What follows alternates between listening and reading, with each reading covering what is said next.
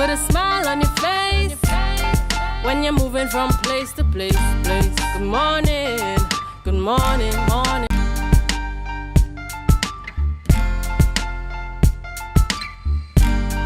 Put a smile on your face when you're moving from place to place. Good morning, good morning, morning. Good morning, morning.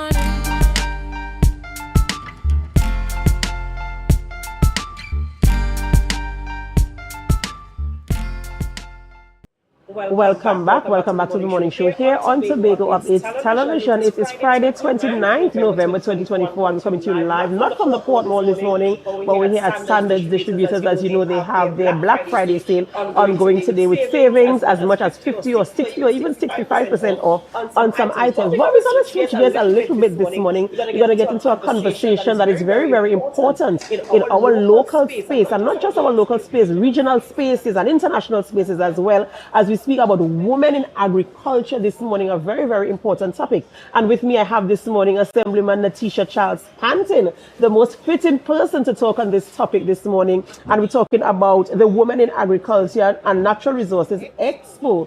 Good morning and welcome. Good morning, good morning, good morning, Tobago. Good morning, Bagatelle, Bacalet. Right, of course, certainly. And you know, we're talking about women in agriculture. Just yesterday, I was looking at social media and I saw an interview done there with one of the clients, and she is not necessarily producing food, but she's using agriculture in her produce.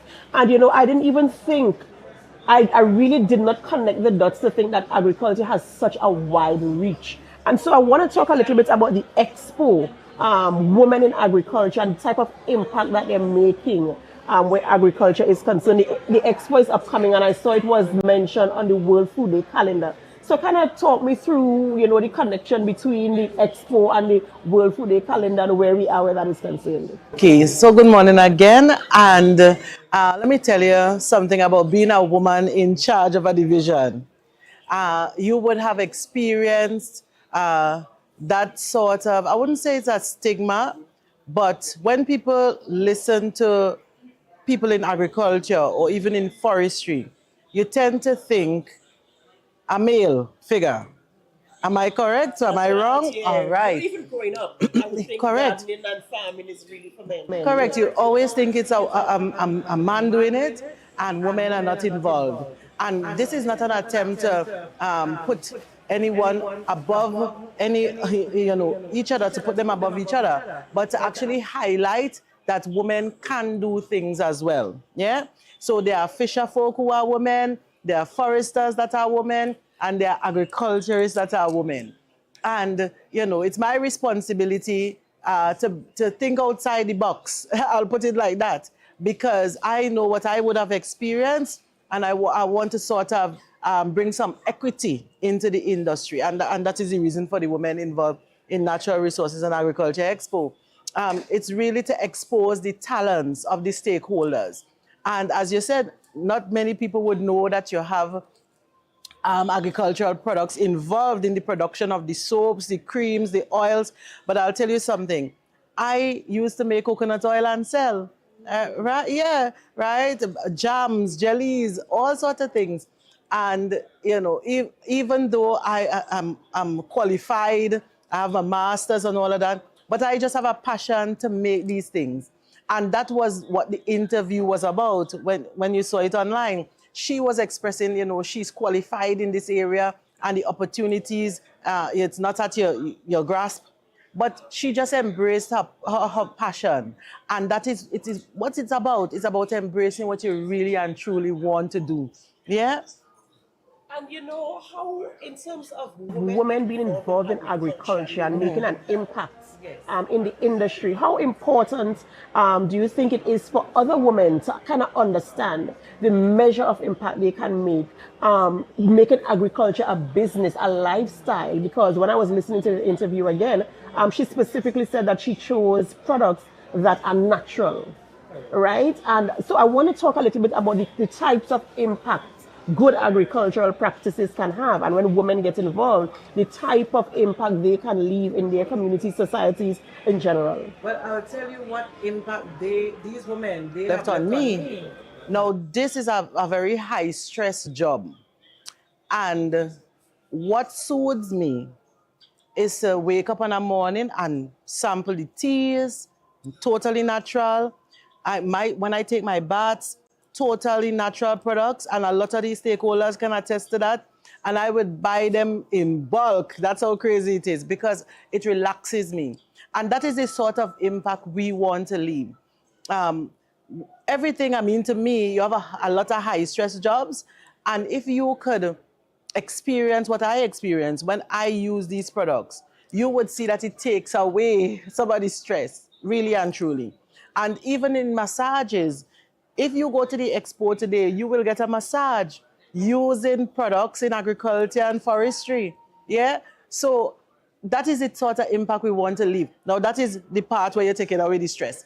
But in terms of money, you can make money. It's a way to make money alternatively. Yeah? So even if you're a professional woman, nothing is wrong with you walking into your little basket in style, of course, and you know you sell your products among your peers. Yeah? I encourage it at my division, right? We have a lot of women who make products. And I always say, don't forget the secretary. And they always remember me. Yes, you know, and I will purchase it. Not free, I will purchase it. Right? So that is its a sort of impact. We want to let people know to embrace your passion, and that is what it was about, selling, you know, what you dream of, what you want to do. Yes, you could do, you know, fall within society and you know, the made up jobs and all of that. But what you really love doing, do it now. Yeah. And we are talking about the Expo, you're talking about teas, you're talking about skincare products and bath products.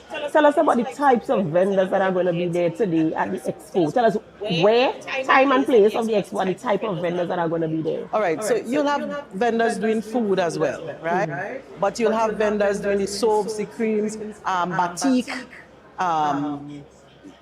what you call them, the massage oils, and some of them warming as well. Yeah. So you'll get a variety of even sandals, handbags, you know, but all you could see some sort of natural material inside of it, yeah? Right. But I will encourage people, get your massage today, yeah? Yes. Experience what the soaps are. There's Amira Lashley, she does some lovely soaps, and I tend to gravitate towards the charcoal soap, because, you know, the cleansing, you know, I feel like if I'm having a what you call it, a volcanic mud bath when I'm showering with the charcoal.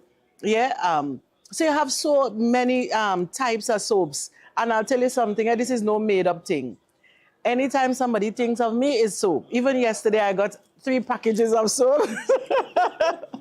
Yeah. So come to the Expo and see the creativity of the women. Yeah. And what types of future plans does the division have in terms of support, encouraging and supporting women in agriculture? Because as we mentioned, it's a lucrative field. It's a field, of course, that have many benefits, both for the person involved and even the client who is purchasing the product. So what plans does the division have in terms of supporting these women and encouraging them? Well, to begin with, we would have launched the entire initiative earlier this year. And then from there, we brought the stakeholders, the agro-processors on board. We had a discussion with the heads, and then they reached out to their membership and also called on Tobago to increase the membership, because we discussed a suite of plans that we have upcoming, right? One that we would have already executed.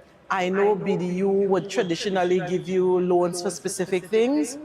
So we would have opened up that type of grant funding to them through the Division of Finance, right? Making the recommendations from the Division of Food Security so that they could have access to particular grants, and not only access to the grant, but we increase the amount, right, that they could get at a period of in a period of time. Yeah.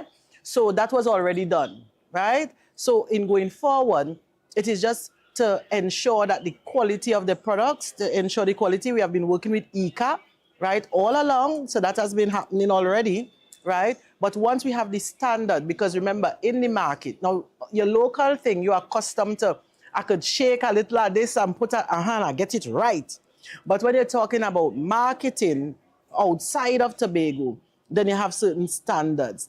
right? Labeling is very important because some people are allergic to some products as opposed to others. So that is why when you're talking about marketing, we have to work with them and bring them to a standard. There's the Louisdor processing facility, you know, where you used to get your hams and all these things. Right. So when I got in office, it was totally run down. The equipment all you can't be utilized. So we had to do over that whole process of configuring a facility to fit some of the agro-processors. So the tender, but it has been going on. Nobody has won the tender to fix the processing facility so far. But it will go out again. And once we get a contractor, then that building will be configured to support some of our agro-processors. Right. I mean, good support here for the agro-processors and the women who are, you know, getting involved in agri. Something you said earlier, it kind of, to me, ties back to the theme. Your theme this year, it's a science, it's a business. And when you were talking about measurements, I suppose, so tell us how you came up with that theme and the relevance of it and how it is, you know, used right now in this specific time that we need, especially with innovation and, you know, all the types of things that's happening around agriculture now. So we understood, and when I said we, remember I used to work with the division before, and a lot of what I was doing had a lot of scientific background to it. And the science isn't to say that, you know, what you're doing on your regular day-to-day isn't good enough, but sometimes the science solves problems. And I'll give you an example. We had Dwayne Dove, who owns the chocolate estate, right? He came to us, he was really in a panic. You know, he continues to have the issue with the birds, the parrots, the cockroaches, and he wanted the division to step in. And he said he would use the sleeves, and that is really to cover the cocoa so that the parrots wouldn't eat it. But the sleeving method is extremely expensive, and I believe the squirrels will bore holes into the sleeves. So we investigated into this space, meaning the Trinidad and Tobago space, and there was this creative person that was working on a machine to scare away the birds, using the same birds, right? Something from the vocal cord of the birds. And they created a whaler to experiment. Now, everybody was a little nervous about it because one thing about animals, they can adapt, yeah? So what we did, instead of purchasing it under the division, because, you know, equal opportunity, once you purchase something for one person, you should be able to purchase it for all. So we wrote for grant funding under Digicel and Shell, and we bought 2 whalers. We put one at Dwayne Dove's estate and one at the Lure estate, which is under the division, where we have acres of cocoa. And to our surprise, we no longer have the parrot and cockroach problem. Wow. Yeah? So you see how important science is, right? So that is why the science in everything is important. It protects you, right? It gives a myriad of benefits. And that is why I keep saying agriculture is a science and a business. Even as a farmer, even as a fisherman, record keeping would assist with the science, yeah? If you want to determine, you look at your trends over time in terms of fish catch, right? This will inform policy. This will inform the type of support you get, right? And a lot of stakeholders like to talk about compensation. But when you're talking about taxpayers' money, taxpayers like to know you're spending their money wisely, yeah? So that is why we now have the Agri-Tech Innovation Summit, where we're going to introduce stakeholders to the science, meaning the technologies that exist out there, so that when you have a farm or you have a vessel, then the insurance companies, the assembly, we will feel confident, because remember, we always monitor there by someone, that when you have a loss, then it is mapped, and then you can make a claim for something, right? But when you're working in, you know, and then people like to say, well, you have an extension officer, let us sign off. But what prevents you and the extension officer from colluding? Yeah, that would be a question asked as well. People could politicize that. So if you have the science that proves, right, that you have certain things, then you could move towards improving, informing policy and improving the level of support you get. Not only from the assembly, because the assembly don't have much money, but also from independent companies like insurance agencies. Yeah? So that is why the science is important. And the business is important. Because listen, if you're a farmer, you're a businessman, you're an agro-processor, you're a forester, you're into forestry, you go to Republic Bank, because Republic Bank, they have millions of dollars to support the sector now. And you want to prove that you want to improve your business. You want some funding. You want to show you're a farmer or a fisher, part of the fisher folk community. But you have no data. You're not keeping any records. How do they know that if you take a loan, you're going to pay it back?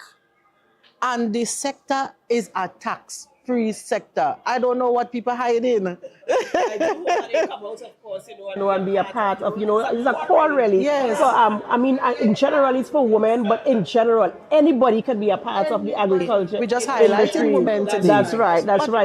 Be a part of it. It's lucrative. I mean, the support is there, the education is there. So, think about it. Have a conversation. You could even come to the division of food security and have the conversation there, and they will guide you as it will. In terms of the work, today, tell us a little bit about today, time, place, and how people can get there. So it starts at 10 and finishes 6. In Tobago, nothing finishes on time and nothing starts on time, right? But today it would start on time at 10, and if people continue to stay at the venue, it will go over 6. But if you go there, it would be just like the World Food Day experience, the horticulture experience. You will just see a lot more women today, right? And they would have produce, they would have what you call, food items, right? Anything that could be made out of agricultural produce, you will experience it there. And a massage, if you need to take a massage. And that's happening at the food hub today, right? Yes, it's happening at the food hub. Guys, from 10 a.m. till, and enjoy all that is being prepared for you today by all the vendors who are there